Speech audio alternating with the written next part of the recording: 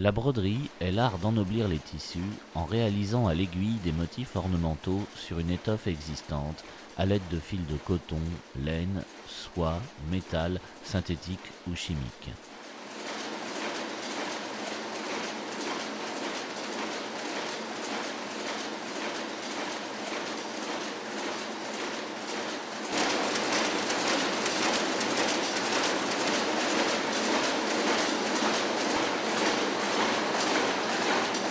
Ceci est une machine à fil continu 10 yards datant de 1920. Elle produit 9,20 m de broderie sur les 2 étages. Le tissu est placé sur un cadre mobile dont les mouvements horizontaux et verticaux sont actionnés par un automate qui lie des cartons perforés réalisés sur une machine à piquer.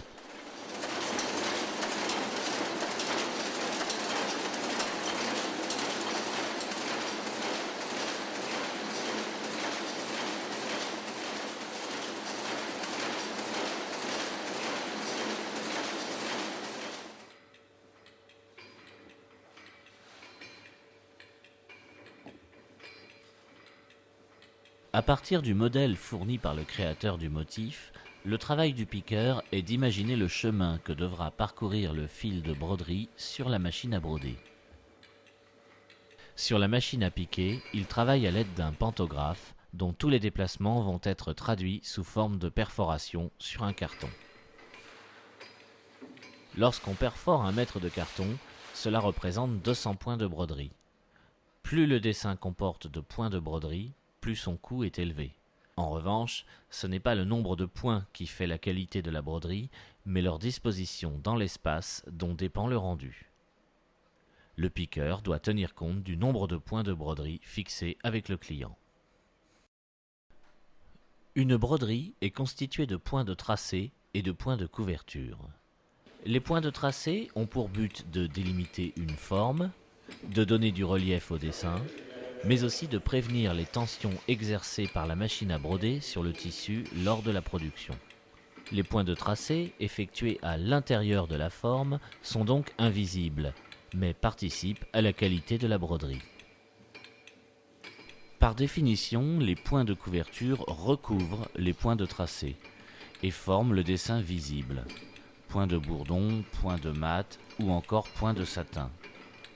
Les points de couverture sont effectués en débordant au-delà de la forme. C'est ce que l'on appelle le surpointage ou le dépointage. Le surpointage s'effectue sur un dessin 6 fois plus grand que la future broderie.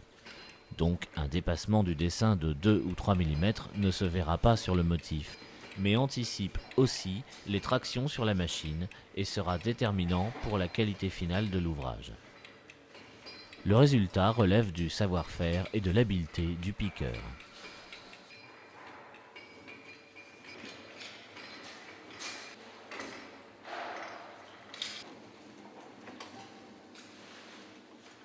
Les mouvements du pantographe sont transmis à 2 tambours affectés l'un aux mouvements verticaux et l'autre aux mouvements horizontaux. Ces tambours sont munis de perforations codées qui correspondent au déplacement de chaque point de broderie. Le plus petit déplacement est de l'ordre du dixième de millimètre. Des aiguilles viennent lire les perforations des tambours et entraînent l'action du perforateur qui va trouer le carton.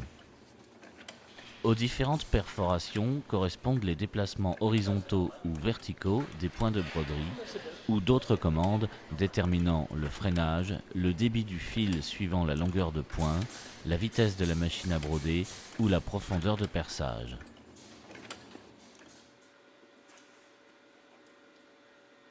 Aujourd'hui, l'ensemble de ces opérations sont informatisées, ce qui permet de réaliser le dessin technique et la programmation simultanément, afin de répondre plus rapidement aux demandes des clients et d'améliorer la qualité.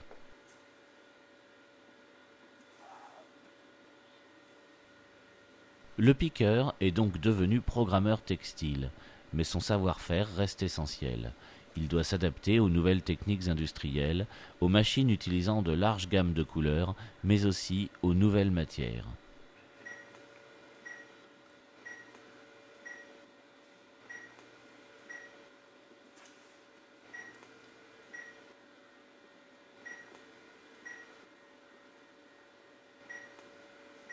Les cartons sont donc progressivement remplacés par des fichiers informatiques qui pilotent des moteurs pas à pas pour gérer les mouvements horizontaux et verticaux.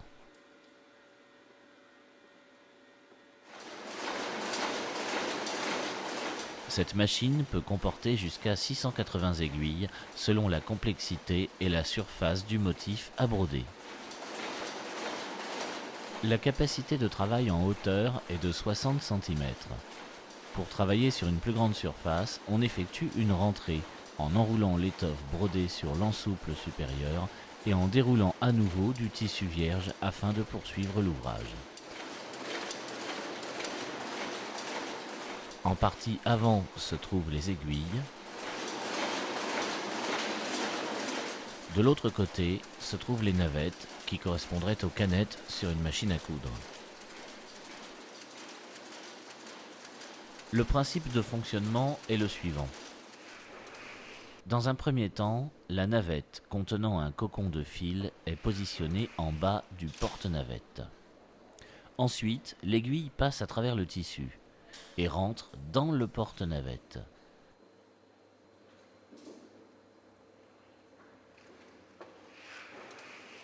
Elle ressort légèrement et rentre à nouveau pour que son fil forme une boucle.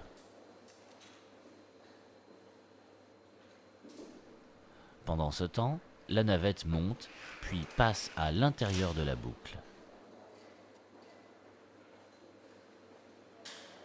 Enfin, l'aiguille se retire et la boucle se resserre sur le fil de la navette, formant ainsi un nœud.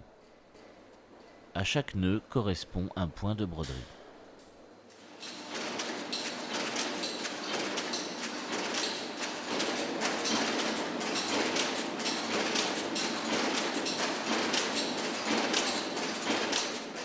La forme de la navette facilite son passage dans la boucle et le glissement du fil le long de la coque.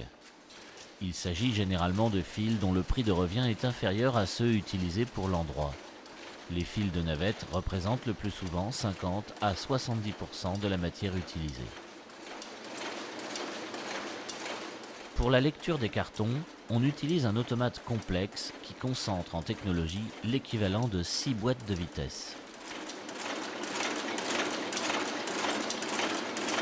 Le carton perforé est présenté devant un bloc d'aiguille.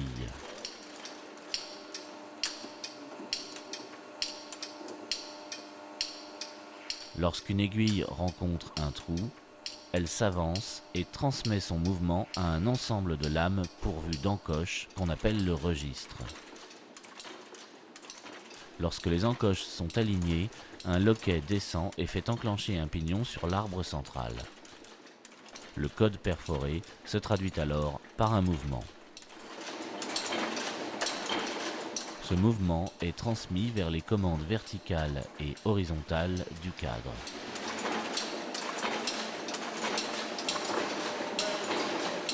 Sur le métier à broder, les aiguilles et les navettes conservent la même position en X et en Y pendant le travail.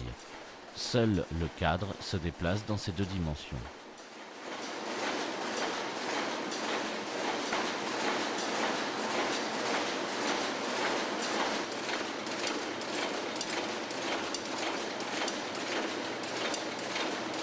Résultat, dans le cas présent, 226 aiguilles et 226 navettes sont actionnées simultanément et le travail s'effectue sur deux sections de 60 cm de haut sur 9,20 m de long.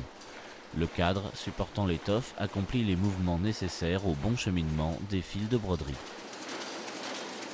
Rappelons que la précision de ces mouvements peut aller jusqu'au dixième de millimètre. Sur une telle dimension, c'est un exploit technique qui ne laisse pas indifférent.